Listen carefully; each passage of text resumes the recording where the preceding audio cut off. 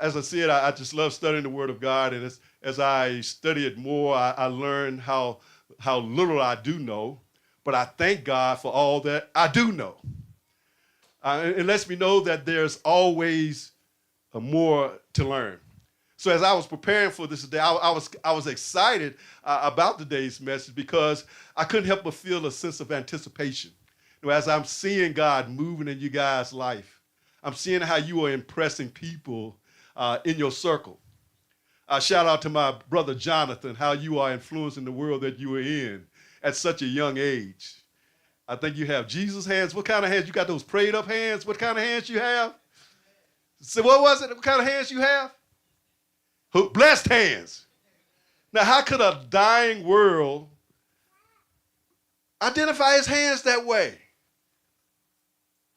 They could have been good hands. I always say you got good hands, soft hands, but he's got blessed hands. That's what gets me excited. That's why you don't watch the fruit too much. You expect it to have fruit when it ain't time for fruit. And you don't allow it to enjoy its growth process. But I just thank God for the freedom that he's given us to grow at our own pace. So I was excited about this lesson. And I know from experience that humility has the potential to reshape our lives and our ministry in profound ways. Nobody told me this. I know this. I know this personally. Now, we very familiar. We like twins. It's like, man, but you don't. That's why I said take the time and observe God transforming you. You know you ain't as proud as you used to be. I didn't say you won't proud, but you got some things now you don't let pride move you in no more, right? You know you should be dancing about that. If he don't move you from nothing else, at least a few more people have been spared from me. Because I'm not being moved by those things that they're still doing to me and saying to me. I'm not being moved by some of those things anymore. Like, thank you, God. They don't know how blessed they are. Because we all could be in the soup right now. And I just thank God for his infinite wisdom, for knowing how to move us. But he moves us in such a slow way because growth is slow. And a lot of times you don't know you're growing because it's so slow. Then all of a sudden, God will show you something like, wow, you've grown. You see the kids, they have those growth spurts, and we can't help saying, but man, you're growing. You're like, aren't I supposed to be? Your response would say, you didn't think I should be growing. Oh, I'm not growing like you thought I should be growing. I grew a little faster than you used to, right? And some grow a little slower than you used to. But guess what? They all growing. So we have to really thank God. And that's why I'm so excited because, in this and what God has given me as a pastor, as a servant of God, I envision this vibrant church, full of energy, excited about what God is doing now. And it's a community where we all are free to grow. We can grow if you want to. And it's a freedom. It's not a must. You don't have to. But growth is going to continue to happen. And as I gave the shout out to my brother, it's inspired me because it's letting me know that our young leaders are in preparation. God is already using them to minister. But it's through their lifestyle. It's the challenges he tells me he has to face being in an environment with his peers where he stands out like this, but he is able to still stand for what he stands for. That's what influence is. That's what leaders do. You don't have to be dropping a Bible verse off at every one of your teammates. Hey, man, here's a Bible verse. Here's a little pad right here. You'll take this. You don't have to do all that. You just be it. And know that you're becoming it. And I'm excited as I see God doing this in our lives. And this inspired me to submit to God's guidance, showing me how to operate in wisdom. And the wisdom is that freedom, allowing God to do his work the way he does it, not the way I think it should be done. It should be a great experience. When you come here to hear from the Lord, this should be a good experience for you, regardless of what age you're at. And if it's not a good experience, it's nothing going to inspire you to want to come. So that means if our God is so great, we have to be excited about our God. We have to let the world know that I enjoy this. Don't you let the world know everything else you enjoy? You can go to a restaurant with a bunch of strangers that don't know you. They can look at you and see whether you're enjoying your experience or not. They're like, man, they got smiles all over their face. I don't know what they got. Some people look like, what they eating? Man, I think I saw, because I was at the restaurant, the coffee shop the other day, and I was sitting there doing my thing, just watching and observing. Somebody came in and wanted this latte, coffee, whatever that thing is. They said, listen, I don't know what it is, but I was here the last time, and this person was ordering this latte with the caramel on it and the cream, and it had all these, I don't know what it is, but I want one. I'm like, wow. That person's decision to order that influenced them to want one. And they came in excited. I couldn't wait to get back. Haven't tasted it or nothing. But it was some about how they enjoyed that. I believe I can find some kind of joy in it. That girl in passing on the card said you should try one of these lattes. Didn't say a word. They were just so focused on getting their latte and the smile and the joy it put on their face. So that's what made them want another one. Now guess if they had ordered it and they were like, oh my God. Oh, this is awful. Oh, this don't taste the greatest, but it's good for you, they say. Do you think that's going to encourage you to come in and want one? All right, you hear what I'm trying to tell you, right? If it's that good, let the world know it. You don't have to tell them how good it is. Just express how good it is to you. Then let it show up in your life.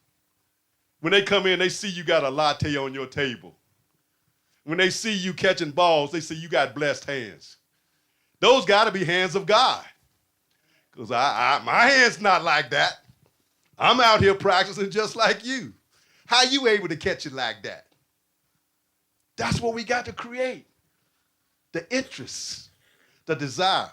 And I'm excited for another opportunity to explore these principles with you again. These principles that I've had to learn as I reflect on the principles of submission and respect and mentorship. I've come to realize how crucial these elements have been in shaping my life. They've been essential. Always being able to glean something from somewhere God has me because he has me there for a reason, and it's to learn. How do I grow? What do I need to change? Can I use this piece right here? Will a latte fit into my lifestyle and not be a harm to me? And you have to start to discover the valuable things along the way that God's allowing you to experience, not just to have that momentary experience, but to bring it into as being a part of your life. So that you can have that experience whenever you want it. Not having to look for another experience because you forgot the one that God had given you. It is a place where you can set up a memorial and you can go there sometimes and just find a sense of relief and a sense of joy and hope, knowing that, hey, it might be slow, but it's working. I got proof right here. I can look in the mirror and see that there's proof. I can listen to myself talk and know that there's a proof. When there was a one time when every other word that came out your mouth was a curse word, and now people hear you talk for hours and never say a curse word. They noticed that, especially if they knew the old you. Influence. How am I influencing the people in my world? What are they learning from me? Am I bringing value to their lives, or am I bringing shortcomings? And I'm still, thank God, as I'm coming to know better, I'm still thankful for the ways of humility that he's taken me through now as I move through life. It's helping me learn how to help develop our church dynamic, the experience, what it takes to build a community, a family of believers that really are seeking to glorify God in all they do, say, think, and believe. You might be at the place where you're just asking questions. Why am I here? Why am I doing this? Keep asking those questions. That's all he wants to do. Because it lets me know you are concerned about whether you're pleasing God or not. You can't do that if you're not in love with God or want to know God better. That's not what the enemy does. He gives you excuses and reasons why you shouldn't be dealing with this anymore. You should move on to something else. And I'm so thankful that God has allowed me to take this journey with all of you. Miss May, everybody stand like, man, I remember you were born. Now you grown. Gosh, Lee, I've seen you go through all these transformations, man. And I just keep getting younger. It's awesome to watch this thing. I'm like, man, God, there was a point in time we were wondering, where's this going to go? Where are they going to go? Are they going to be all right? God said, listen, do you understand that? Take that off the table. I know what I'm doing. And don't try to judge what I'm doing by your lack of understanding of what I'm doing. Enjoy the ride. Pay attention to what I'm doing with you. And if you know I'm fixing you, you know I can fix them. They don't have half the stuff to unlearn as you do. That's a simpler plan. Because we have to unlearn, tear down, destroy. You got to be rebuilt, refocused. They're missing that because of the grace and mercy of God. And that's why today I want to talk to you about the power of humble submission. The power of humble submission. Building a stronger church community, because this is what we're supposed to be doing. We're building a community, a family that represents God.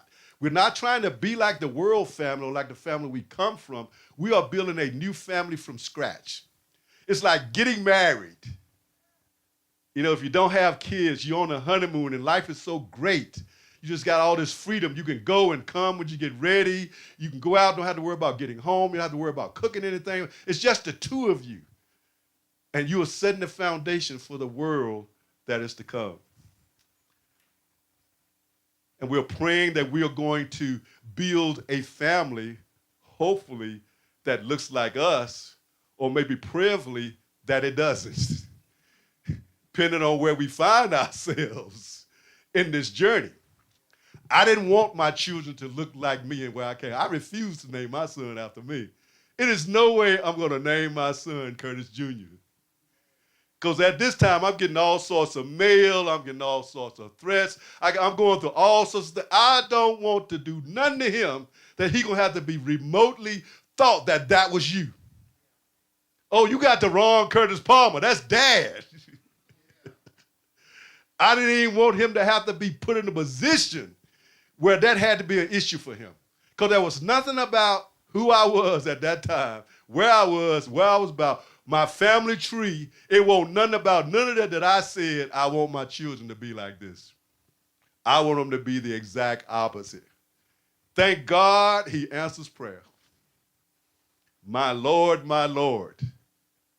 Because a lot of places you guys at, I tell you just, your light just blind mine. I was on the other end of the spectrum and thought I was at the right place. But thank God he's allowed you to escape that and build a community and a family that looks more like God than mine did.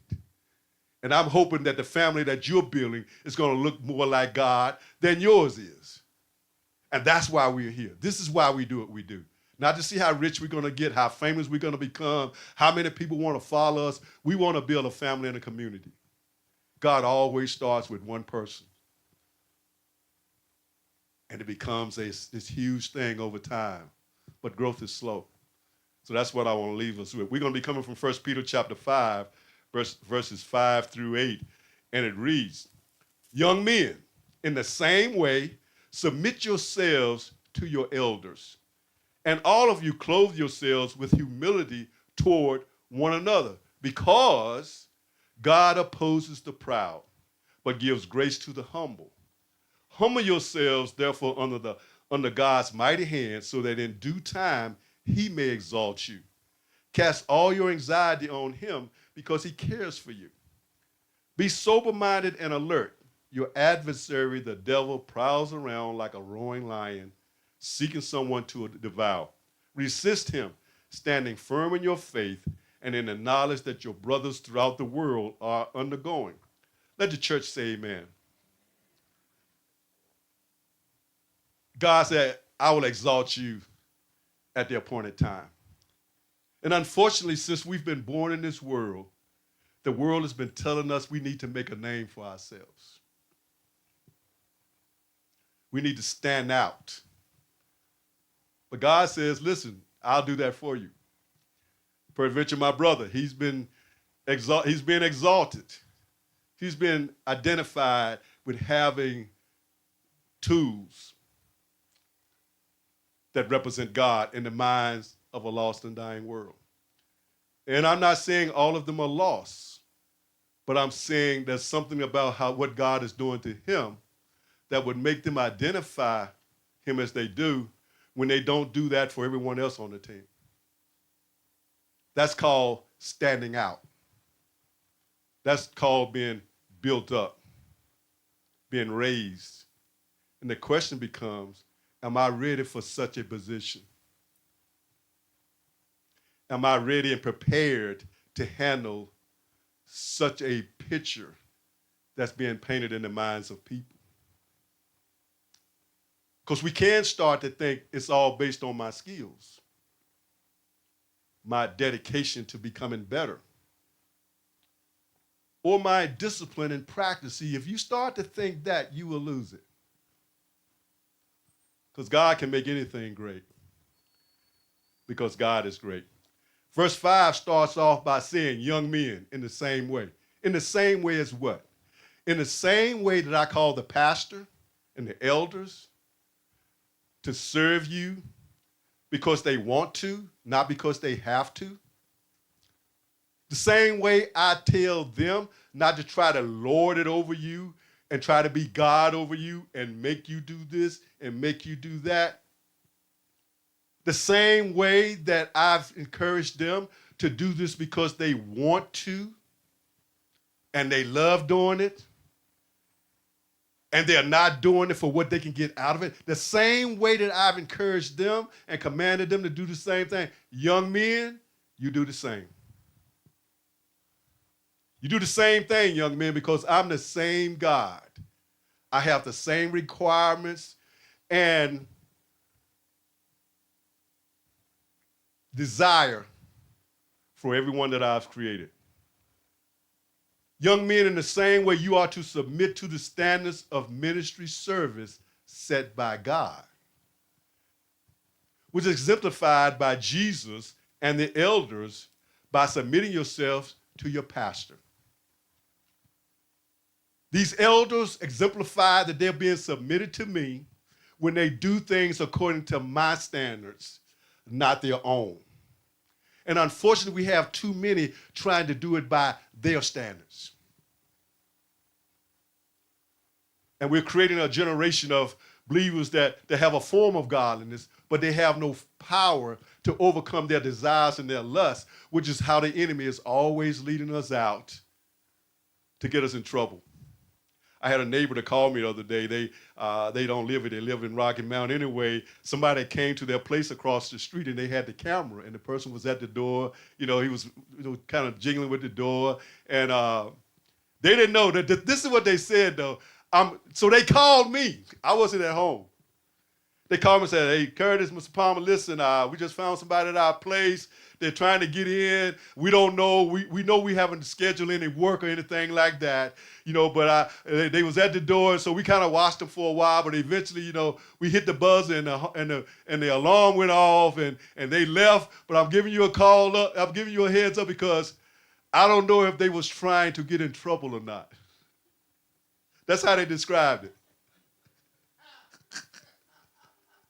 In case they're trying to get in trouble, you might want to check your stuff out to see if they're over there trying to get into the trouble. They didn't say they're trying to steal nothing or break in. They just might have too much time on their hands, and they might be trying to get into a little trouble. I thought that was interesting, right? Because that's not how I would have explained it. You would have explained it that way. It looked like they were trying to break in. Looked like they want to steal something. I ain't saying they tried to steal nothing. It just looked like they might be trying to get into a little trouble. Are you trying to get into a little trouble by your actions and the things you're doing? And so he's telling us the standard how to not get in trouble when we're trying to serve him. I've set a standard, young men. And just because you're young, I want you to throw some phrases away. They old. Things done changed. Things ain't like it was when they were growing up. Who said that? My Bible tells me ain't nothing changed. And my experience, only thing I see changing are the faces. Same old spirits at work, same old responses, and we getting the same old outcome. Nothing's changed. So young men, he's trying to tell you, understand what I put before you. So just like they have submitted, I want you to submit. The Hebrew word for submit means it comes from the root sha'a, which means to bend, yield, or submit to authority. And submission is characterized by a posture of humility and respect toward those in positions of authority. Whether that be your parents, your leaders, or elders, anyone that's in authority, you're supposed to submit to them. And, you know, that's easier said than done for most, usually all, when it comes to some form of fashion. Submit. That picture don't look right in my head because of the one that the enemy has painted to you, what he wants submission to look like. It emphasizes not only compliance, but also trust and acknowledgement of the wisdom and experience of those who are more mature in authority. It's no different than parents raising children. And you know how your children try to tell you they know it all, they got all the answers. They don't even want you to help them. And you know they need help. You look like you need help. You don't even look like you know what you're doing. And the things that you're doing tells me you need help. But you say, I got it. And we've been asking the wrong question. The question needs to be moving forward. So tell me what it is that you have. Tell me what it is you have and what makes you think that's going to take you to where you want to go. Hey, they may have found some wisdom from someone else. I don't want to discard that. They may have talked to a wiser person than you that gave them some counsel that you don't have, and you might be a little challenged that they got it from someone else and didn't tell you they were getting it. They just started to applying without letting you know what they're doing. And we know that's the biggest problem sometimes. Where you get that from? Ain't that what we ask them? Who told you that? Could have been God. Who knows where they and God are and compared to where you and God are? And we don't think that's possible, but you know, it's possible with God. And so it also reflects an understanding of being united among ourselves. And that unitedness and that oneness starts at home. Your children are going to act like they do at home. How they act at home, they're going to act that way in public. That's just the way it is. That's what God has told us. And we have to understand, you know, the aspect of life among the family of God. That's why he gives us standards so you can know how you're supposed to carry yourself. You've been around children and people that think they can carry themselves any kind of way. Doesn't it get on your nerves sometimes? What makes you think you can be putting your foot on the back of that person's chair? Where you get that from? That's what we do at home. Oh my God. Or we talk about at home that we should be able to do whatever we want to do. And if people don't like it, they got problems. Those are not the standards that God says. There's a place where you get your foot cut off for that. How would you like to live there? You would never think about putting your foot where it does not belong. Because you understand that there's a standard that has been set and it's been proven without having to happen to you, that if you do this, this was going to happen. Well, see, we took that away from the church because we allowed the church to be influenced by dysfunctional families that came in and started thinking that they were the ones that were supposed to set the standard. So young men, I know the testosterone, the new experiences and the new discoveries, and I'm going to tell you, you're not going to discover nothing that all of us haven't already discovered. That's why it look like we slow. That's look like why it look like we don't care about them. We just learned a lot of that was a waste of time. I could have used that energy doing something more constructive, and I could be a lot further than I am right now. Don't go down that long. That's the long route, son. That's a shortcut. And of course, that drive for that new experience says, listen, let me try it on my own. The sooner I stop arguing with you and let you go, the quicker you can get to it. But I'll be here because I know you're coming back. I know you're coming back with a whole different perspective of what you had all the time. Went out there looking for something I was trying to give you free. And we know you're going to come, so let's stop fighting it, people, and let them know the quicker you let them go and do it, the quicker God can get to work on them. Because you're not doing anything but making them want it more. Because they know you tried it. They look at your pictures, your scrapbook. They hear people talk about you. Some of them will come and ask you, were you wild growing up?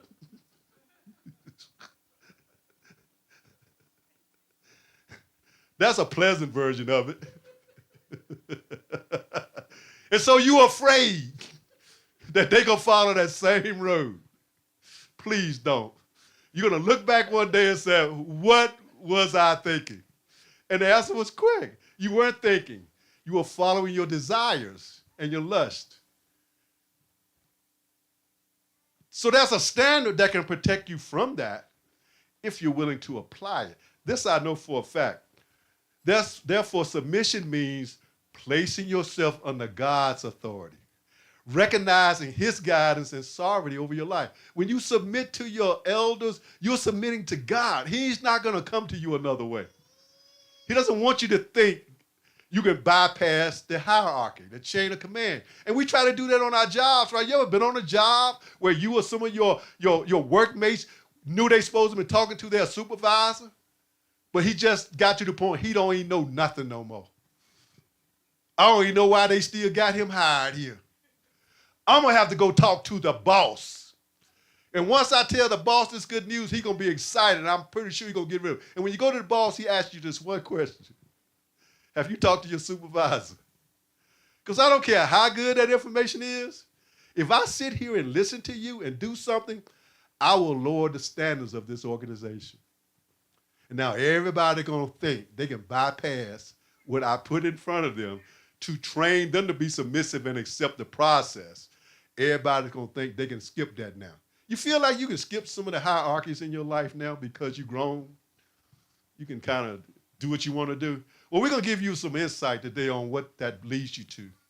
And so you might want to rethink or reset your mind as we walk into this walk with God. And get in mind, we have to understand that it's about recognizing God's guidance and understanding that there's a balance that he's trying to get us to get to. A balance between humility and strength. We young men, we got this strength, we got this energy, we got this power that we got it. And he's not telling you to do away with that. He wants you to understand that there's a balance in which he wants you to travel. So all of that will work well for you and not against you. That's what submission is all about, having power under control. Now, we have to understand, unfortunately, submission does not come willingly with the human nature because this has been programmed to work independently of authority and God to be the authority. That's what we fight against, the way we were born. In 1 Timothy 4:12, we read, don't let anyone look down on you because you are young, but set an example for the believers in speech, in conduct, in love, in faith, and in purity. See, that he's telling us this right here as young men, right? Then he's telling you to submit to everybody. And we come from a world that tells us, hey, man, you got to make it happen. No, you got to do it. You got to go get it. No, you got to do your own thing. We're coming from a world that's teaching us that. Then we come to the word of God, but see, God, tell me now, don't be trying to look down. See, when you hear about being submissive, your mind tells you these people are looking down on you. They think they're better than you. They think they know more than you. And usually they do. Because we all come here learning, not knowing. So he's trying to tell us, look, I'm not telling you to give up what I've given you. I want you to understand that there's a balance that you need to follow. And submission, being submissive to the authority is how you get there. Your submission to your pastor reflects the biblical principle of respect and authority within the family of God. He's building a family dynamic that's functionally properly. And he's trying to show us the standards that it takes to have a properly functioning family. And it starts off with recognizing, submitting authority. Submitting to authority. And that's our problem in society, right? No one wants to respect authority. Everybody has their own way of how it should be done. Think of the million ways people think it could be done, and think if you had to choose between those million ways each day when you had to make a decision. Sometimes I go into a store shopping, and me and this gentleman that were there, we kind of grew up around the same era. We were looking, we were just standing there. I'm in the aisle. I'm trying not to block the aisle, so I move against the wall, or I try to get in the center. Then I tell him I'm sorry. He said, I'm sorry. He said, listen, man, it's just so many choices. I said, it is, isn't it? We grew up, it was like 2 or 3. Now there's like 203.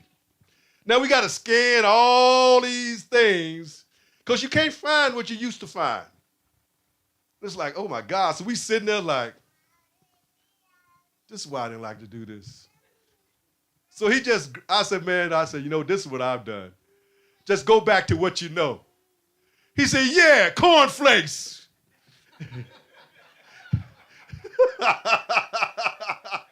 Because he was wrecking his brain. I don't know what to get.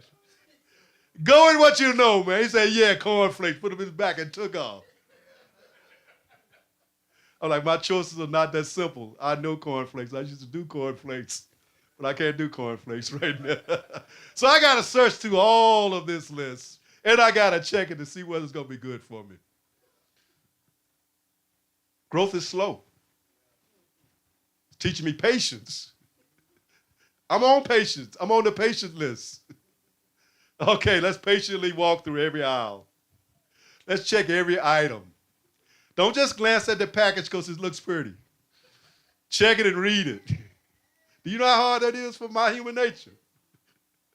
Sometimes I halfway look and grab it and get home and be like, how did I miss that? You didn't read it. Growth is slow. This I do know. And so God is trying to show us, look, it's slow, but it's a good way to go about it. You're just going to have to trust my standard. And I'll give you an example you need to follow. See, we have to understand that I'm supposed to be reflecting these principles that I'm teaching you. I remember growing up in church when I first started going to church, there was some pastors that weren't living kind of like they wanted to, and it kind of got out in church. You know how the buzz starts. He's saying so-and-so, he doing this and that, but he married, their kids and this and that. You be like, oh my God, what's going on? But that's the pastor, so you just kind of whisper among yourself. So it got back to the pastor, what they were saying. I'll never forget it, because this was a turning point in my studies. He said, the Bible say, do what I say, not what I do. He says, let my conversation be righteous among you. And we don't know Greek, we don't know Hebrew. And we went to it, the verse did say, let your conversation be this and that. It was like, wow. But I was like, something ain't right about that. I see what it says. Something ain't right about that. Then God led me to, like, if you're going to be a student, you need a commentary.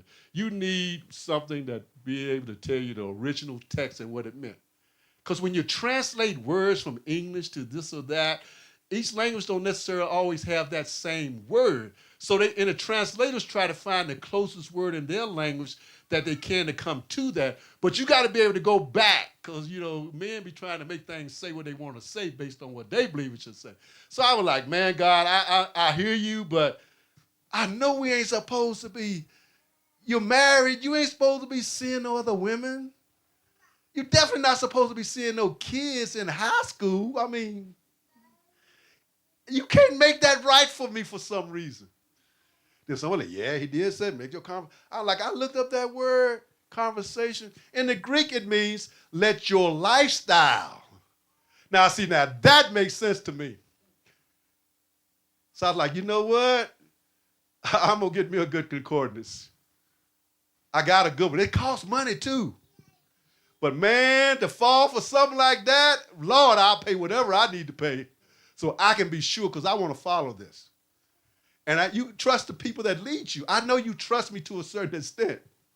So I have to be careful of what I share with you because it's going to impact your life. That impacted me and a lot of people. But once I discovered that verse, all right, I'm on it now. Everything I hear, what did the concordance say? What does it say? What does it say? What was that original word? What did they change?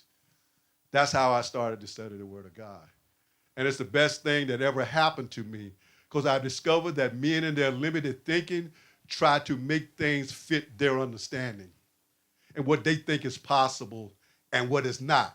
God is not like that because all things are possible for God. So I've had to learn these things. See, we have to understand that God is a God of order.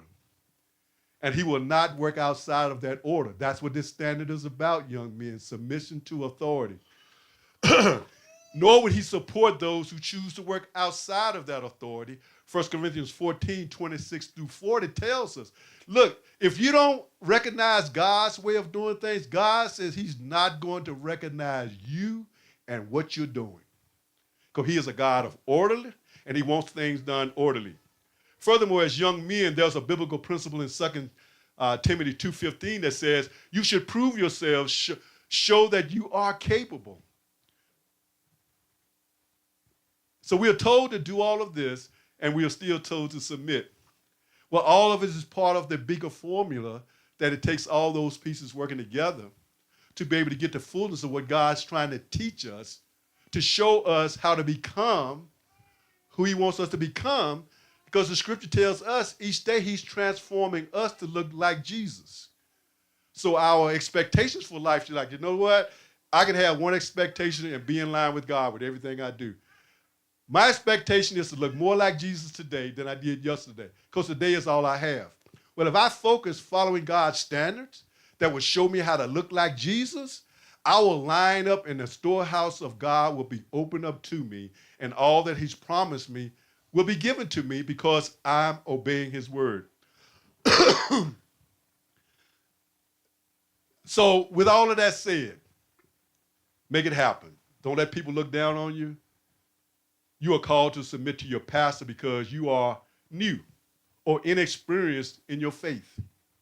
That's why he says submit.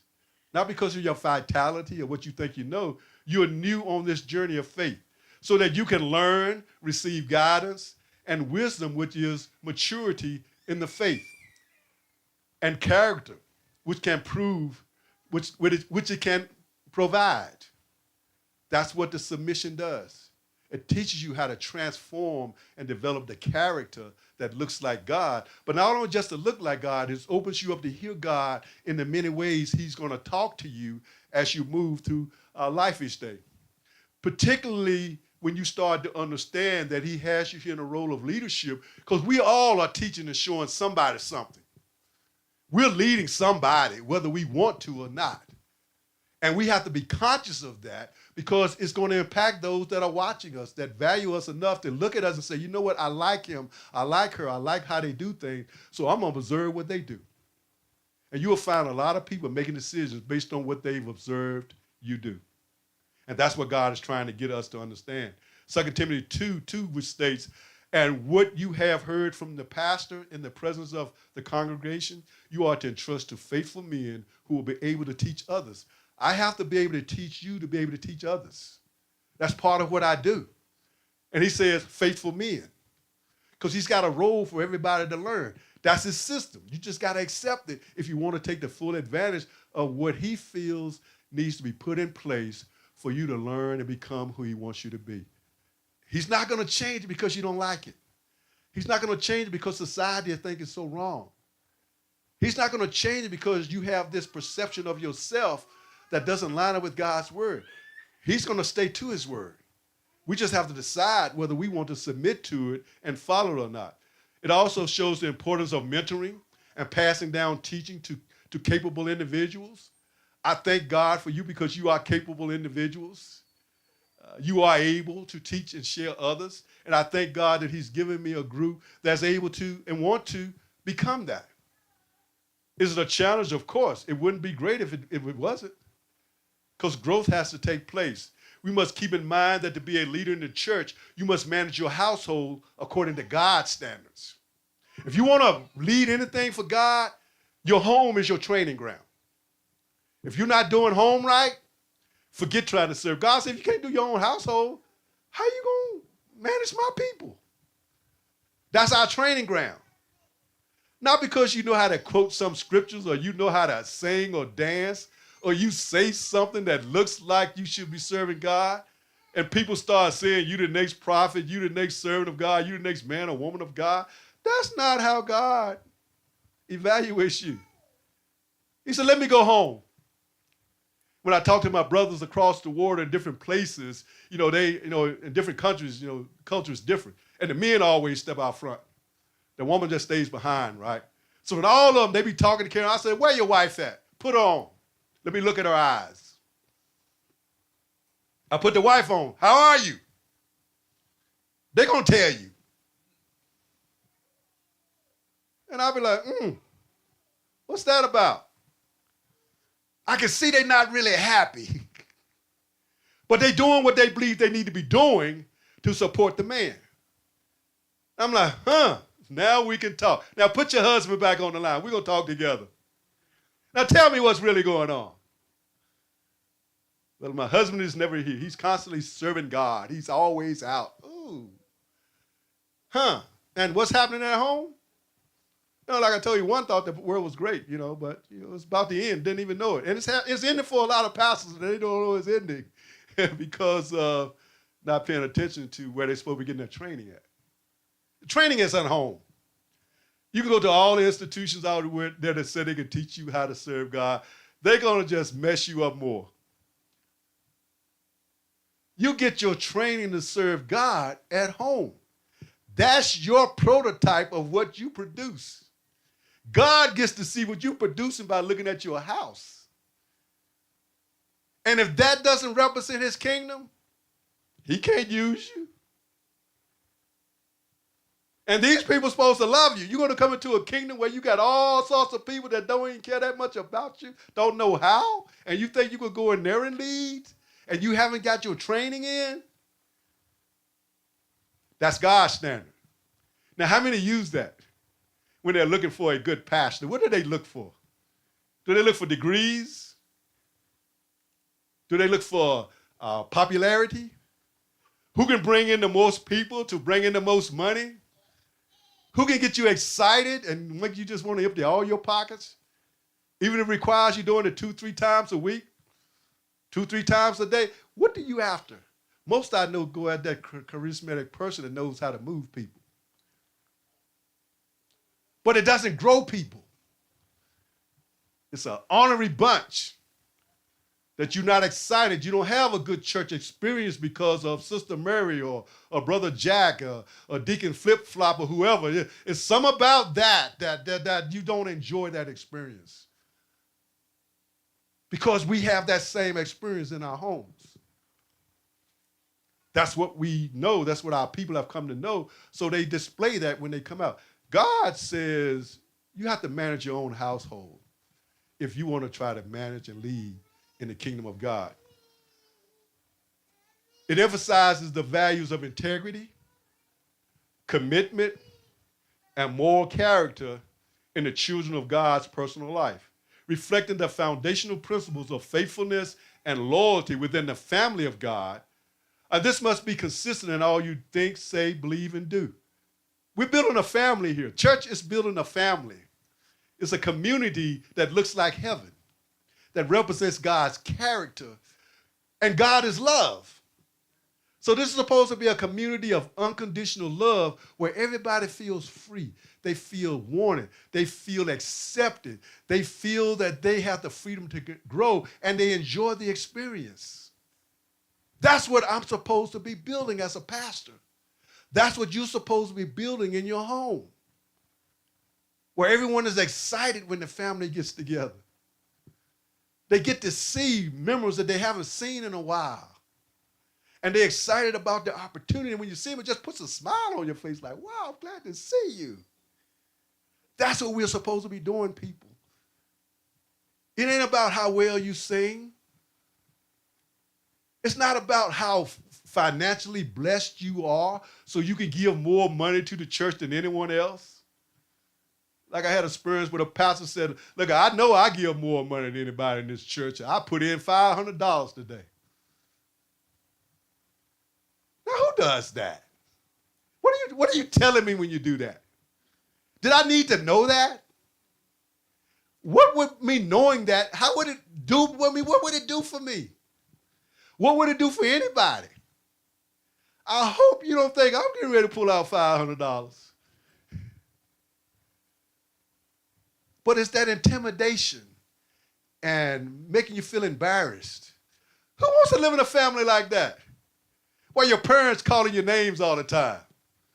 They can't tell you nothing good, but they quick to give you a name that don't even line up with you. You know what I'm saying? Don't make you happy. How do you feel when people that you care about are downgrading you? Constantly putting you on blast in front of everybody. That's not what God's people do. Do the people in your environment enjoy being in it? That's what you got to ask yourself. The people in my environment, when they come in my environment, are they happy, excited? They glad to get there and they don't want to leave? Or they come in there hoping this hurry up as it ends? That's what God is looking for. So you can feel comfortable. There should be a time when you go to a restaurant, it will be nice, cozy, and comfortable.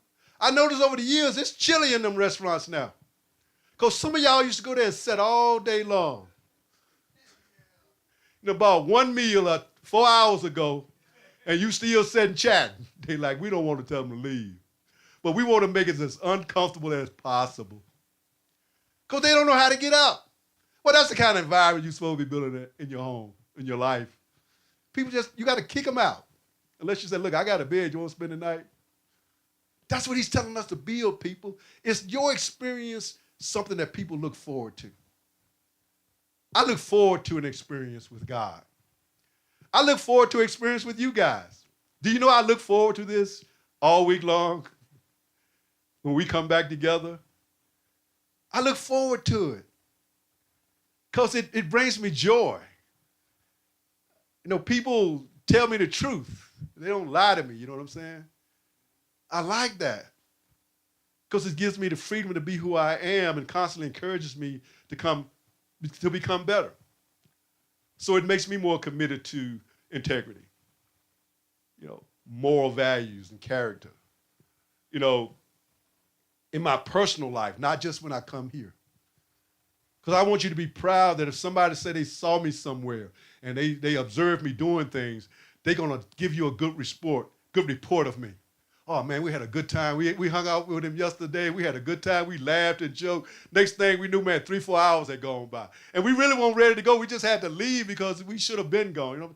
That's what I want you to hear about me. Now, he did tell me some truths about myself that I didn't really know, but he told me in such a way I couldn't be mad. Because all he did was ask me questions, and I had to ask the question. And once I heard myself answer the question, he didn't have to say nothing else. We just looked at each other. Like, yeah, wow, right? Sometimes we get so busy, we don't hear ourselves. We don't see ourselves because we're too busy trying to make other people's lives miserable, thinking that we can help them. But that's what we're supposed to be doing. That's why he says submit. Learn how to do it. But you got to have someone that's teaching you that. Now, if I'm teaching you how to be rude, crude, ugly, unfriendly, guess what you're going to be? Rude, crude, ugly, and unfriendly. And think you serving God. Now, God has allowed that to happen, so I'm not going to mess with it. He's doing something with it, but I just know I don't need to be messing with it. Because I don't want to find myself fighting against God. He allowed it to happen. Hey, I'm going to just roll with it.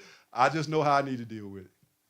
And I know what I need to quarantine to prevent that from coming into my world. So you have to understand these things. We're learning something that's going to be crucial.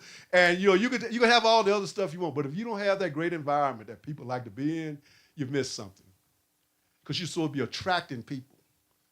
People are supposed to be wanting what you have. They want to be able to ask questions.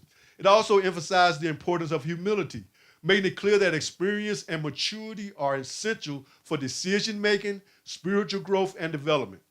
Young men, God is commanding you to listen to your pastor, learn from his insights, and grow.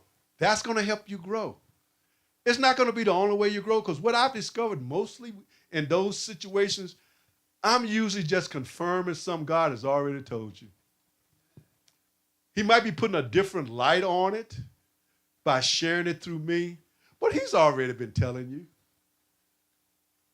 He's already been trying to get you to see it. And when I come along, it's just confirmation, usually what you've already known. That's why we got to get away from that pride to say that I came up with this on my own. Because even if you did, it was God sharing it with you. It ain't like you just come up with it. God shared it with you. And his system helps you get confirmation on where you are and where you need to go. That's all we do. I don't want to run your life. You know how my plate full, like I told you. Can you imagine me being enough that I have my plate full and running over when I'm such a great guy? How is it possible, Palmer? Palmer, you should have nothing to do if you're the only one on your plate. He said, no, let me show you my plate. You look at my plate like, oh my God, you sure you can help me? No, God can help you through me. He can help you through me. Don't think for 1 minute it's me helping you. Because you think your plate full now? Start following me. And your plate will runneth over with more than you can handle at any time. So it's God doing the work all the time, regardless of what he's telling us to do. We have to understand I'm submitting to God. He's chose to work with me this way. He says, I need to put you in this position because this is going to be the best way for me to take you to where you say you want to go and where I'm trying to take. I need to put you in this situation, Curtis. This situation is going to do what it needs to do by giving you the opportunity to become who you say you want to be. And this is the best I have to offer and the quickest way to get you there. Now, do I always agree with his choice? Of course not. It don't take all that. I ain't that bad. Just tell me. Well, I've been telling you since you've been here. You don't understand the words.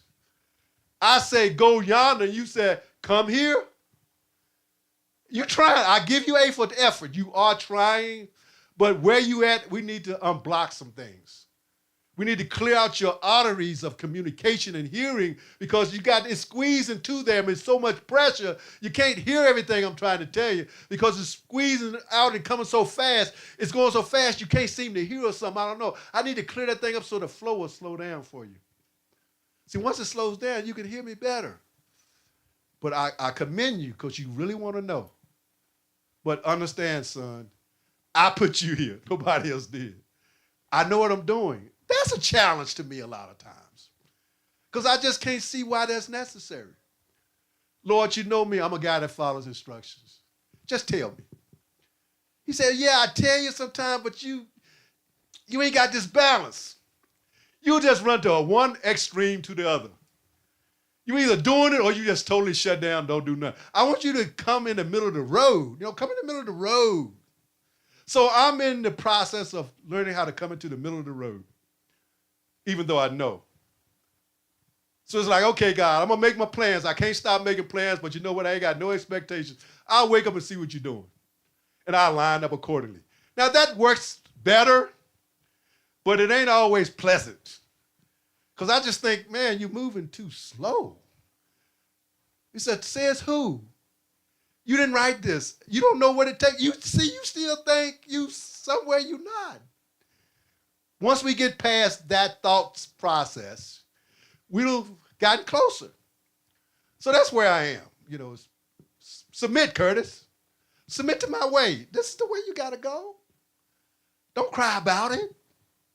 Don't get upset about it. Just surrender and say, yes, Lord. Any of you find yourself in those places sometime? I know you haven't yet, so I'm sharing with you so when you get there, you're like, hey, I might want to talk to Pastor. Sounded like he was here one time before. Maybe he learned a shortcut, because if there's a shortcut, I think I want to take it. And even if I give you a shortcut and you ain't ready for the shortcut, God ain't going to let you take the shortcut. So I can't mess you up because I'm not in charge. But we all have to continue to grow because we can only make the decisions that we make. So young men, shorten your learning curve. Shorten it. God said, taste me to see if I'm good. 1 Timothy 4:12-16, Paul encourages Timothy, a young leader, to take his role seriously, despite his youth. See, it's really not about age and being used by God. It's about, are you submissive to God? And can God use you? Because he can use anything. And a lot of times he chooses things that's not just for you, but it's going to stretch other people. There was a time in the ministry as God was moving in our midst, and he was bringing younger people in that was submissive. And there was a resistance among some of the older members, like, they too young to be trying to tell me anything. I'm like, really? They don't know enough. I wonder why God would do that. Why would he do that? So what are you doing with what you know? I answer for you, nothing. Huh? Because we put ourselves in a position in our minds. God is here to challenge that. So he will do things that is too many reasons why you shouldn't do that. Number one, they ain't been here long enough, they don't know enough.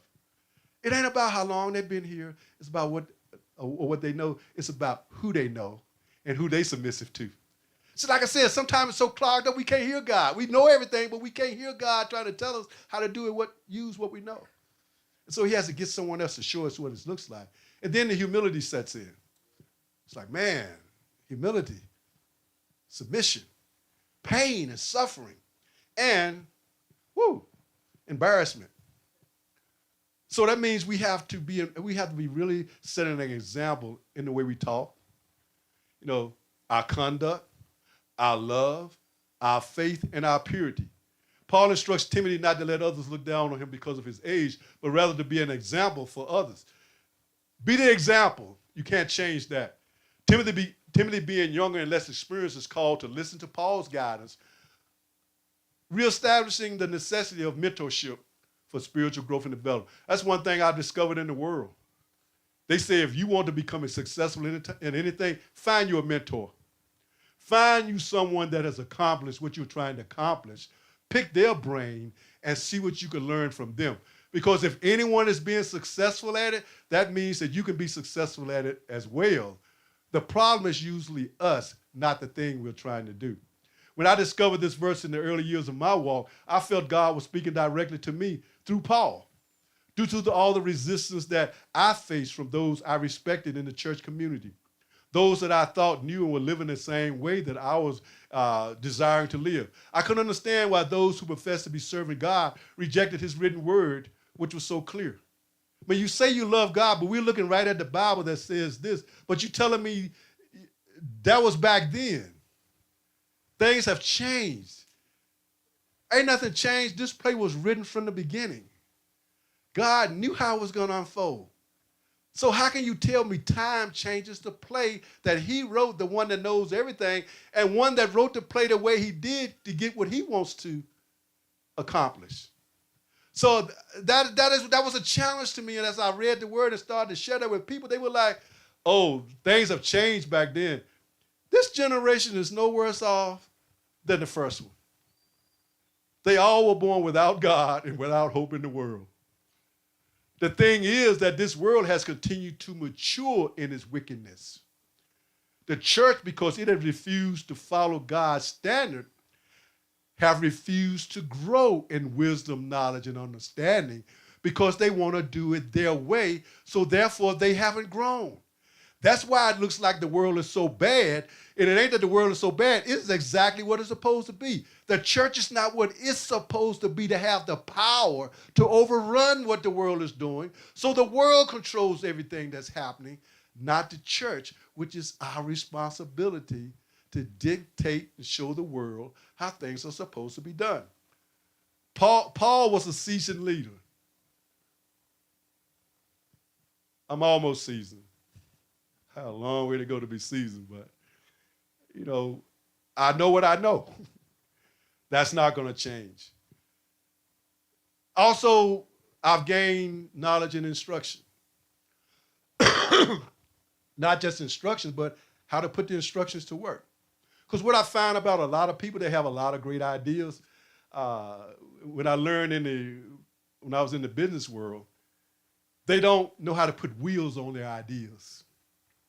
They got great ideas, but they don't know how to put wheels on those ideas to give it mobility, to allow it to move into fruition. So we take a lot of great ideas to the grave, because we follow the wrong counsel. And usually the counsel is to get all your resources, regardless of whether you accomplish or put wheels on your ideas or not. So these are things that God has taught me how to do, which has been one of my greatest challenges because I can put wheels on things. But all the time, he's not ready to put wheels on them, and I got double wheels on them. So I had to learn to properly use what God has given me in a way that's more effective for what God is trying to do and not what I'm trying to accomplish. Because what I should be accomplishing is recognizing all that God is doing to me, through me, and for me, and glory in that.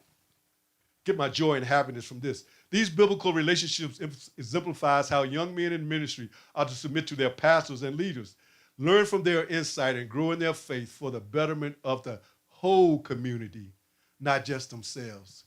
And most people are just after what they are after, and without thinking about how it's going to impact the whole body. So I desperately thought I would find this in the church community. That's what I thought I was going to find.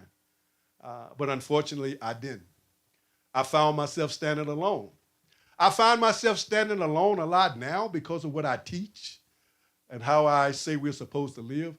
And, you know, and now I'm so thankful because as I look back, you know how I looked at Moses and the people. But you know, Moses was where God had put him.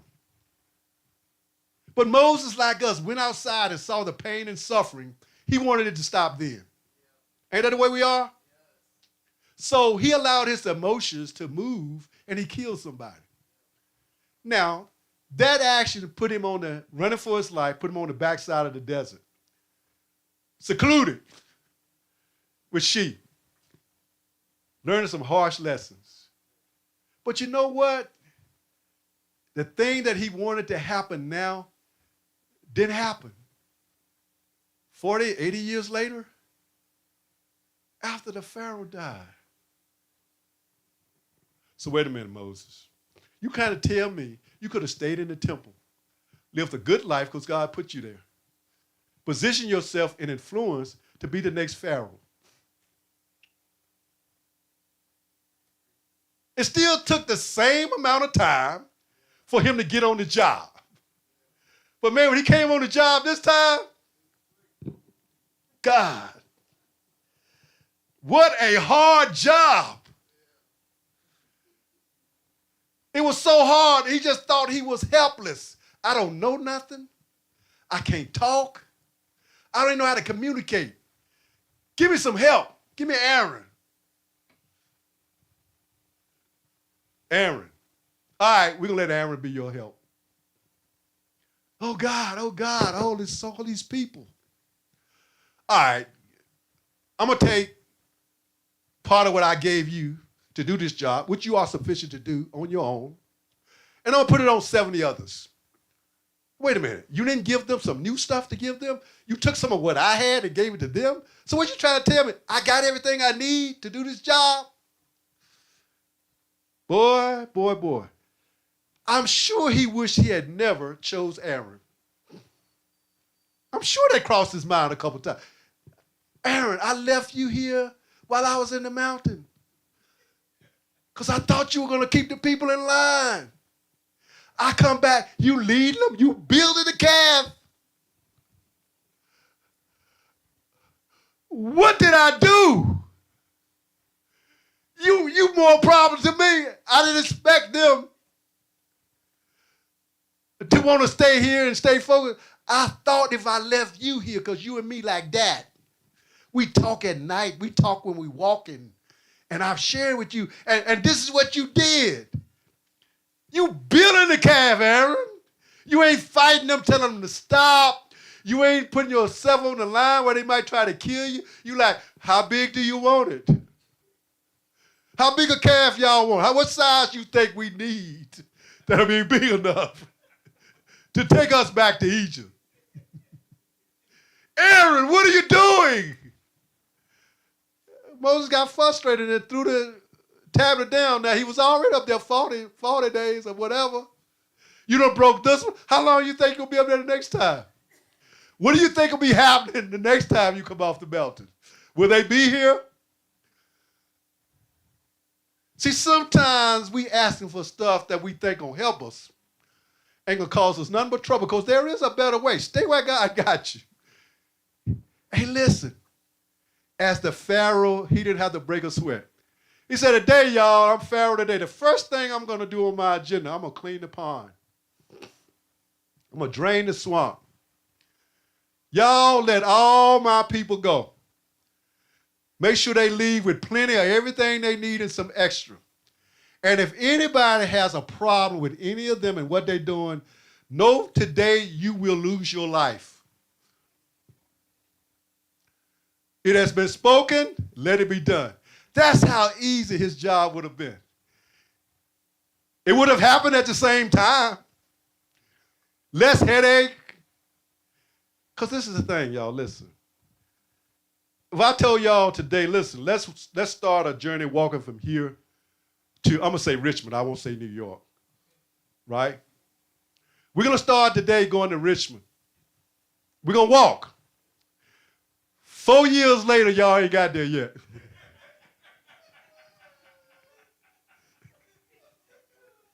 You said, Pastor, look, I like you. There's no way it takes anybody 4 years to walk to Richmond. We should have been there at least a week. Now, I don't think you know what you're doing. Because there's nowhere we walk from Egypt that would take us 40 years. Let that say again. Because I want you to really understand the people and where they're coming from. Growth is slow. Imagine that. Because when I told you we going to Richmond, you did your calculations on our slowest journey with all the kids. How long should it take? Okay, maybe it took 3 weeks. But you ain't going to tell me it's supposed to take 4 years. Something ain't right. We going in circles and stuff. I have to think like that because I want to give people a fair chance. Because we living in that same kind of mindset. Ain't nowhere in the world I should be here after all these years. You just got to check out your itinerary. See why you are taking such a long time. And ask yourself, why do you want to change? So I thought I would find this. Luke 5:2. No. Jesus grew in, Luke 5:2 it says that Jesus grew in wisdom and stature and in favor with God and man. Jesus, Jesus, who at the young age of 12 in Luke 2:46-47 and verse 52, astonished the religious leaders in the temple. After 3 days of looking for him, his parents found him in the temple courts, sitting among the teachers, listening to them and asking them questions. Everyone who heard him was amazed at his understanding and his answers. It shows us both his physical development and his growth in wisdom and favor. That's why we sit on the council. It helps us to grow in wisdom and in favor with the people that God has us in contact with, because he's showing us what we need to do to get there. That it does take time to build that kind of confidence in the minds and eyes of other people as we are seeking to influence them in our lives. From experience, I've learned that many men know the word of God, but lack understanding of its proper application in their lives. Ultimately, submission is not about losing power or independence. Rather, it's about fostering healthier relationships, personal growth and development, and a deeper understanding of cooperation and community, working together, the power of working together as one, the power of not trying to be more than who God has called you to be, the power to understand the importance of how making you stronger and better works for me. You know when you see those babies, we call them baby kids now.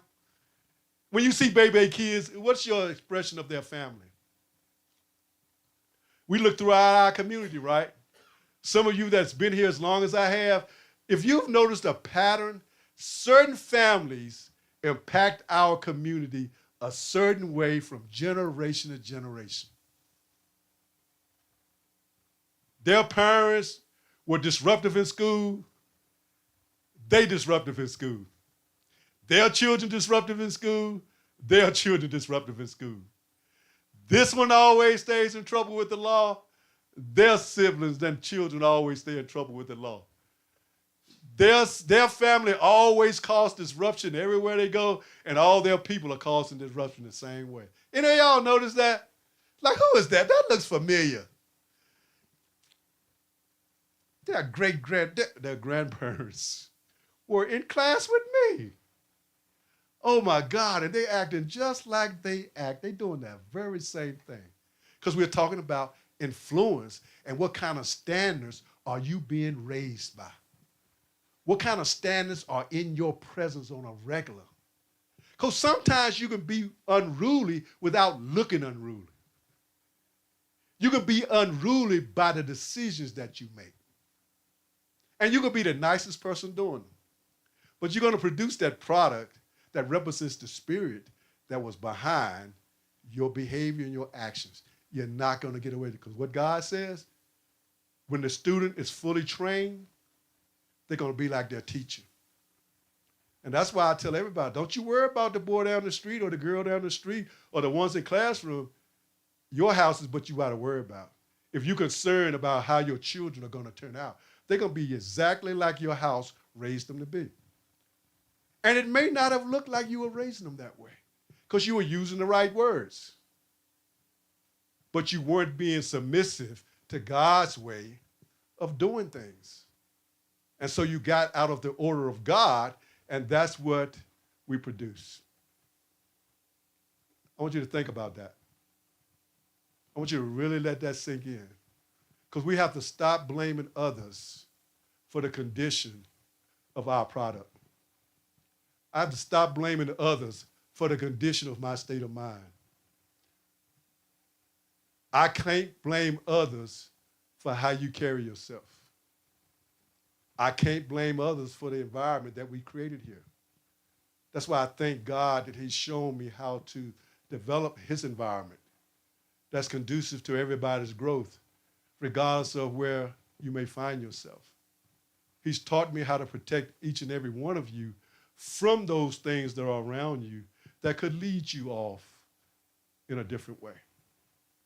And we do that by strengthening those that want it.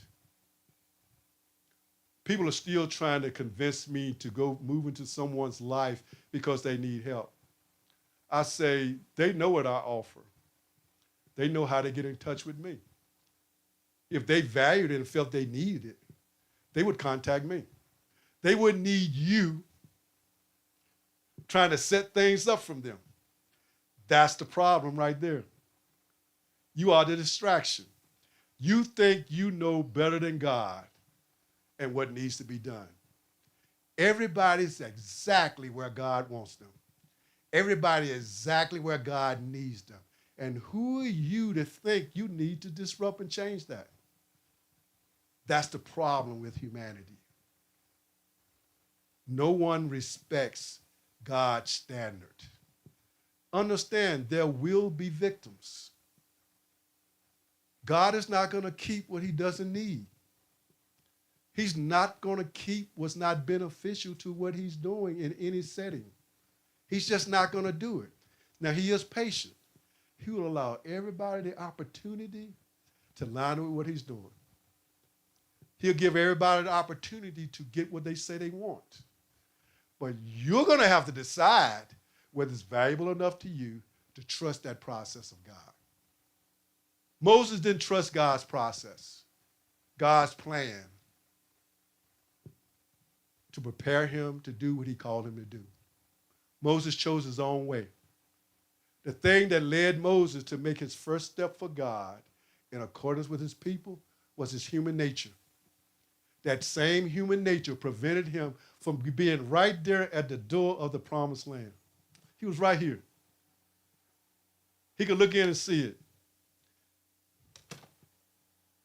So many times we're right there at the door because we allow our human nature to lead us to make a decision or go against God and don't present God as holy, and the door is closed right before our face. After that 40 years of journeying, you didn't make it in. Moses was monumental to me. Because my human nature said, if anybody was supposed to make it into the promised land, it was Moses. Look how he interceded for the people. Look how many times he prevented God from killing the people. And in hindsight, killing the people would have been the best thing that happened to Moses. Because they died anyway. They died anyway. Died. Not that it took much. Blew my mind. Because you would think anybody loving God that much and willing to, want what's best for God's people, came out to try to do what they could do because they thought that was needed to be done. The very thing that led him to do that is the very thing that prevented him from going in. So what is the moral of the story? Do not let your human nature and your emotions lead you to make any decision or to try to have a valid conversation about why you struggle with what God is doing in your life. You're talking directly to God. Like he told Job when Job went too far. When Job said, I cursed the day I was born. He had gone too far. The righteous man in the land, the one who loved God, the one whom God had put a shield around and was protecting him. But he went too far because of what he was suffering. And his response was, I cursed the day I was born. He had no decision making in the day he was born. He wasn't at the table when God said, I'm going to send a Job into the world. So you're going to sit there and question my decision making to put you in the world? You're saying you cursed my decision to put you in the world. That's too far, Job. Now let me ask you some questions, being you know so much.